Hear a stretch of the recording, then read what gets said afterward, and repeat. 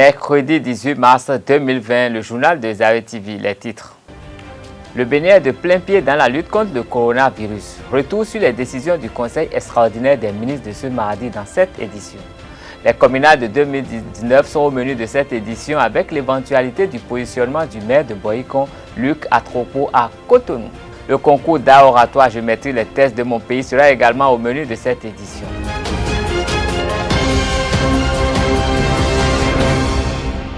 Le président Talon a présidé une séance de conseil des ministres ce 18 mars 2020, un conclave au cours duquel de grandes décisions ont été prises. Notons celle de la mise en place du portail des services publics et fixation des règles de sa gestion et de son utilisation. Installation du système national de recherche agricole du Bénin. Projet d'appui à la mise en œuvre de la stratégie nationale de l'enseignement et de la formation technique et professionnelle. Nous allons revenir dans nos prochaines éditions sur les autres grandes décisions de ce Conseil des ministres. Le gouvernement béninois a tenu sous la présidence du chef de l'État un Conseil des ministres extraordinaire le mardi 17 mars pour prendre les mesures idoines afin de contrer la propagation du coronavirus au Bénin. Plusieurs décisions prises en cette occasion solennelle. Décisions rendues publiques et obligeant les Béninois et ressortissants étrangers vivant au Bénin à les observer. Suivons les consignes présentées par le ministre de la Communication, porte-parole du gouvernement, Alain Oronla. À la suite des dispositions antérieurement mises en œuvre dans le cadre de la prévention de l'épidémie, le Conseil a pris les décisions ci-après, valables pour une période de 2 semaines pour compter du jeudi 19 mars à 0 heure. Limitation à l'extrême nécessité des entrées et sorties aux frontières terrestres de notre pays. Seules les traversées indispensables seront autorisées en liaison avec les autorités des pays voisins. Des mesures de renforcement du contrôle seront appliquées pour la mise en quarantaine systématique de toute personne suspecte ou qui tenterait de contourner le dispositif. Restriction de la délivrance des visas d'entrée au Bénin. Mise en quarantaine systématique et obligatoire de toute personne venant au Bénin par voie aérienne. En conséquence, le gouvernement a décidé de la réquisition d'1 millier de chambres d'hôtel à cette fin. Les frais de quarantaine des nationaux seront assurés par l'État, tandis que les non-nationaux supporteront par eux-mêmes les 10 frais. Les sites hôteliers concernés ont déjà été identifiés et leur surveillance sera assurée par les forces de défense et de sécurité afin de s'assurer du respect strict de la mesure de quarantaine. Suspension de toutes les missions à l'extérieur du pays pour les membres du gouvernement et pour les cadres de l'administration publique, sauf en cas d'urgence absolue. Les structures et les personnes du secteur privé sont invitées à observer la même prudence. Suspension de toutes les manifestations et tous autres événements non essentiels à caractère sportif, culturel, religieux, politique et festif. Suspension des préparatifs du pèlerinage à la Mecque en cohérence avec les dispositions prises par les autorités saoudiennes. Obligation pour les transporteurs en commun de doter leurs employés ainsi que les passagers en masques ou bavettes appropriées et de respecter les distances de sécurité sanitaire entre occupants. Recommandation aux personnes éplorées de limiter au strict minimum les obsèques de leurs défunts et de différer les manifestations subséquentes. Recommandation aux responsables religieux de faire respecter, lors des cultes, la distance de sécurité sanitaire d'au moins 1 mètre entre fidèles, d'éviter les poignées de main, les accolades et tous autres gestes contaminants. Obligation pour les banques, supermarchés, bars, restaurants, entreprises et autres établissements recevant du public de prévoir des mesures de protection et d'hygiène et de faire observer par les clients et usagers la distance de sécurité sanitaire entre eux. Mise à disposition par l'État au profit des pharmacies, supermarchés et autres structures de stock de masques de protection dont les prix seront encadrés pour rester accessibles à l'ensemble de nos concitoyens. Par ailleurs, le Conseil rappelle que ces mesures, ainsi que les consignes préventives individuelles et collectives diffusées par les autorités sanitaires pour limiter la propagation du Covid-19, sont d'intérêt public et s'imposent à tous. Elles feront l'objet d'une surveillance stricte visant à garantir leur respect effectif. Enfin, le gouvernement tient à rassurer les populations qu'il a déjà commencé par acquérir des équipements et consommables nécessaires pour une prise en charge optimale des patients, en particulier les appareils de réanimation, et qu'il a déjà mobilisé, avec l'appui des partenaires techniques et financiers, une somme de 10 milliards de francs CFA destinée à la riposte. Le ministre de la Santé est instruit à l'effet de procéder au recensement du personnel médical d'appoint, médecins et paramédicaux retraités, réanimateurs et autres volontaires, en vue de permettre à notre système sanitaire de faire face à toutes éventualités. Un comité gouvernemental de suivi fera une évaluation quotidienne de l'évolution de la situation en vue de la prise en temps indiqué des décisions idoines. Une des mesures prises par le gouvernement béninois évoque les manifestations sportives à caractère non essentiel. Pour appréhender l'exécution de ces mesures, notre reporter sportif Larios Adjagbenon a tendu son micro-secrétaire général du comité olympique et sportif béninois Fernando Khessou. Il apprécie les dispositions prises par le gouvernement béninois en ce qui concerne le sport.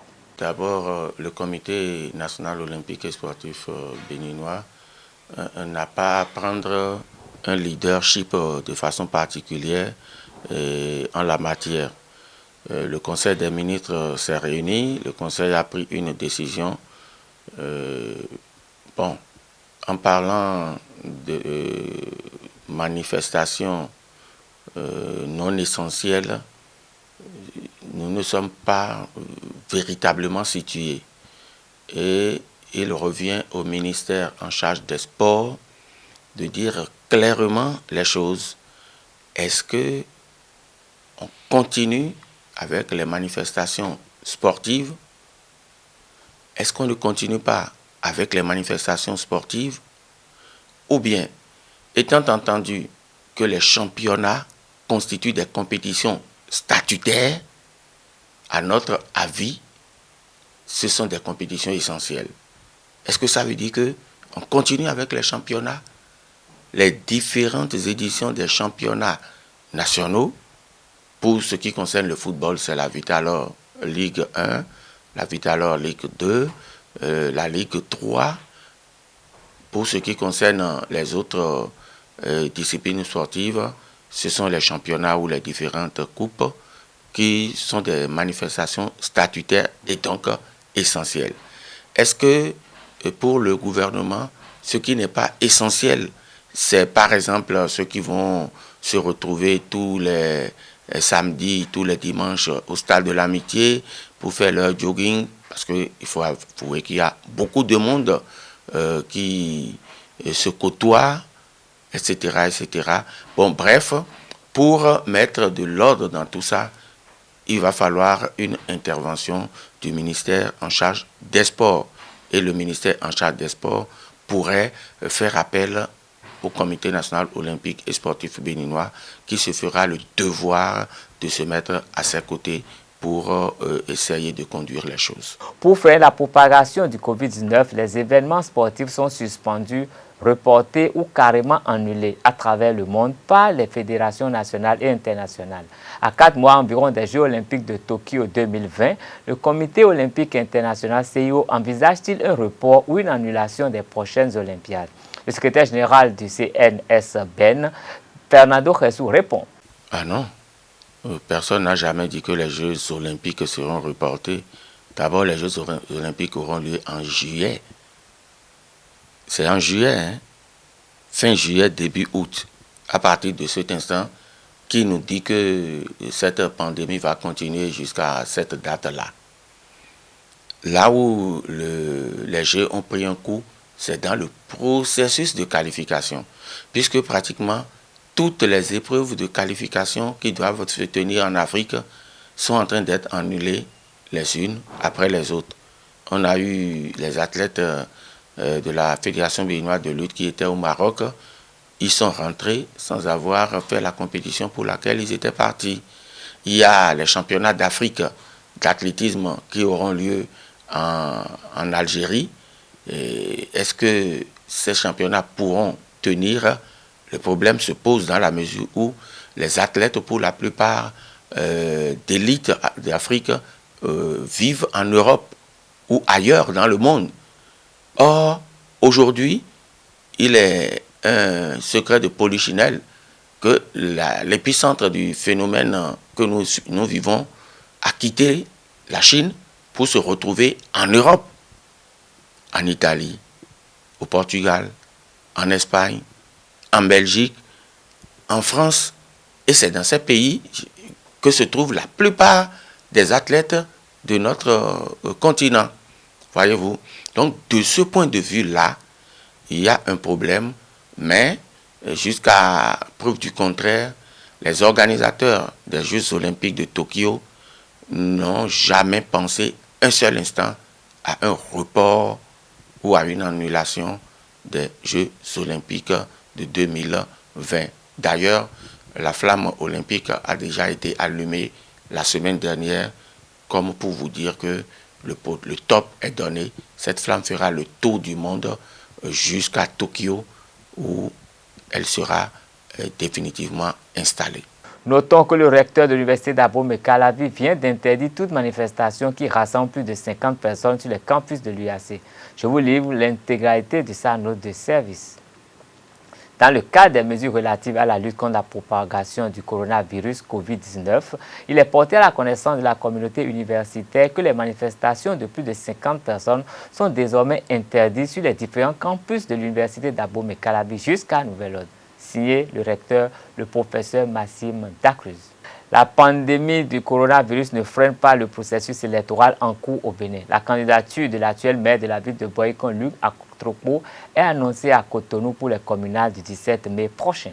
Une éventualité qui suscite des commentaires. Approché à ce sujet, El Hadj Malek Rossou a confié son opinion à Abdelkader Achirou. Suivez plutôt. Le maire Atropo est quelqu'un que j'ai connu depuis plus de 15 ans. Sur le plan politique, c'est quelqu'un qui est très habile. Très habile parce qu'il a eu la chance de diriger la mairie de Boycon après la mort de mon grand frère Tomanaga. Et je peux dire que c'est une chance pour le département du Djou, le maire Atropo. Parce que c'est quelqu'un qui a aidé toutes les communes du Djou. Toutes les communes, je dis toutes les communes du Djou. Et s'il y a des projets que ces communes ont gagnés, c'est grâce au maire Luc Atropo. Donc pour moi, c'est quelqu'un qui peut réaliser beaucoup de choses. Beaucoup de choses. Dans la mesure où même la commune qu'il dirige, il a construit plus de 100 modules de 3 classes. Je dis plus de 100 modules de 3 classes. Les arrondissements, tous les arrondissements ont été repris et il y a même un arrondissement qui est construit en étage. Ce n'est pas donné à tout le monde. Il faut voir la mairie de Boycon. Il a construit 2 maisons, 2 bureaux à étage. Même notre bibliothèque de Boycon, c'est construit en rez-de-chaussée. Donc, ce qu'il a fait, je ne sais pas si on peut comparer à une mairie du Bénin. Je ne peux pas dire qu'il est le premier, mais bon, je ne sais pas ce que les autres mairies ont réalisé. Mais je sais qu'il a fait beaucoup de choses. Et si la population de Cotonou, je parle des militants UP, de la 13e arrondissement, du 13e arrondissement ont décidé à ce qu'ils viennent se positionner chez eux. Vraiment, c'est une bonne chose. C'est une bonne chose dans la mesure où ils ont vu ce qu'il a réalisé à Boycon. Et que nous, moi, en tant que religieux, président de la fondation Malekhossou, j'appuie sa candidature. J'appuie pas en tant que président de la fondation, parce que la fondation ne peut pas battre campagne pour quelqu'un, mais moi, Yakou Malekhossou, je suis indépendant, je peux quand même le soutenir à 100%. L'ONG Demeure d'amour, fidèle à son credo, manifeste son amour. Le samedi 14 mars, pour la première de ses actions de l'année 2020, elle est allée au chevet d'une trentaine d'orphelins âgés de 3 à 11 ans et à celui de 2 dames du 6e arrondissement de Cotonou. Les bénéficiaires ont partagé un repas et subi une consultation ophtalmologique avant de partir avec des sacs de vivres et de médicaments sous le regard bienveillant de la marraine venue spécialement pour la circonstance. Nos équipes ont vécu cet instant d'amour. Suivez plutôt le compte rendu. L'ONG Demeure d'amour a gratifié une trentaine d'orphelins du 6e arrondissement de Cotonou de biens de première nécessité et d'une visite ophtalmologique le samedi 14 mars dernier à son siège. C'est notre première activité pour l'an 2020. Nous recevons ce matin 30 orphelins de la tranche de 3 à 11 ans à qui nous offrons des vivres, des médicaments, des kits scolaires. Nous avions adressé une correspondance au chef d'arrondissement d'Aïdjedo, le 6e arrondissement de Cotonou, pardon. Venue de la France où elle réside, la marraine de l'ONG a rappelé les objectifs de Demeure d'amour. Il est une évidence que nous cohabitons d'une manière ou d'une autre avec des orphelins et des veufs. Ces couples, déjà défavorisés, vivent sous la menace permanente des maux de la société, lesquels maux contraignent même les orphelins à ne pas jouir de leur droit à l'instruction. Pourtant, la Déclaration universelle des droits de l'homme est claire. Toute personne a droit à l'éducation. Voilà pourquoi le combat pour le bien-être des orphelins et des veuves est si important à mes yeux que j'ai accepté volontairement être la marraine de l'ONG Demeure d'amour, qui est en fait sa préoccupation majeure. Depuis 2018, nous avons accompagné plus de 300 orphelins et veuves. Une manière de vous dire, je serai toujours aux côtés de l'ONG pour aider à témoigner notre amour pour cette couche vulnérable. L'ONG Demeure d'amour, fidèle à son slogan, continue de gaver les autres d'amour. Toujours le samedi 14 mars dernier, mais cette fois-ci à la salle de conférence de la chaire UNESCO des droits de la personne humaine et de la démocratie, a eu lieu la première phase du concours d'art oratoire Je maîtrise les tests de mon pays. Une compétition qui a mis aux prises les équipes de plusieurs universités publiques et privées du Bénin qui enseignent les droits. Au thème de cette phase, le président du jury, le docteur Gilles Badé, commande l'initiative au micro de nos reporters. C'est une excellente initiative, encore prise par des jeunes, pour que les tests de la République soient mieux connus. C'est vraiment important que cette initiative soit encouragée, soit perpétuée, dans la mesure où en réalité c'est pour ça que nous formons les juristes. Si on les forme, c'est pour travailler au Bénin ici, c'est pour travailler sur les tests béninois. Et quand on vous forme, les tests sortent tous les jours. C'est pour ça que nous disons que nous avons encouragé ceux qui se sont rendus compte qu'il y a de l'actualité dans le sujet. Ce que nous vous apprenons à l'école, ce n'est qu'une petite partie. Mais c'est au jour le jour qu'on doit prendre l'habitude de prendre des tests et de pouvoir les apprécier, de pouvoir connaître leur contenu et de pouvoir en parler. Donc offrir l'occasion aux étudiants de faire ça, c'est une excellente initiative et j'encourage vraiment tous les partenaires à appuyer cette initiative de jeunes qui ont eu une très belle inspiration. Merci beaucoup. Et pour le 28 mars prochain, il s'agit de la question, le vice-président de la République est-il la deuxième personnalité de l'État?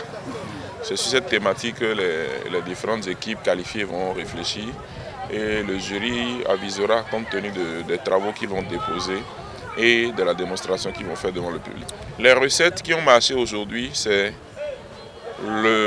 les tests, le droit comparé, l'actualité des tests et la maîtrise dans le public, la maîtrise devant le public de comment est-ce qu'on retient les tests. Et les critiques, oui, mais il ne faudrait pas que ça dépasse le temps de la démonstration. Mettons un terme à cette édition avec le président américain Donald Trump qui prédit la fin de la pandémie du coronavirus Covid-19 qui sévit dans le monde pour juillet 2020. Il a fait l'annonce lors d'une conférence de presse animée depuis la Maison-Blanche en début de semaine. Selon le président Trump, la pandémie du Covid-19 pourrait être endiguée ou du moins éradiquée d'ici peu. Mais en attendant cette prophétie, les mesures strictes de prévention doivent être prises. Ce sera tout pour cette édition. Merci pour votre fidélité. Gardez le réflexe www.ezaotv.bj. Bonsoir.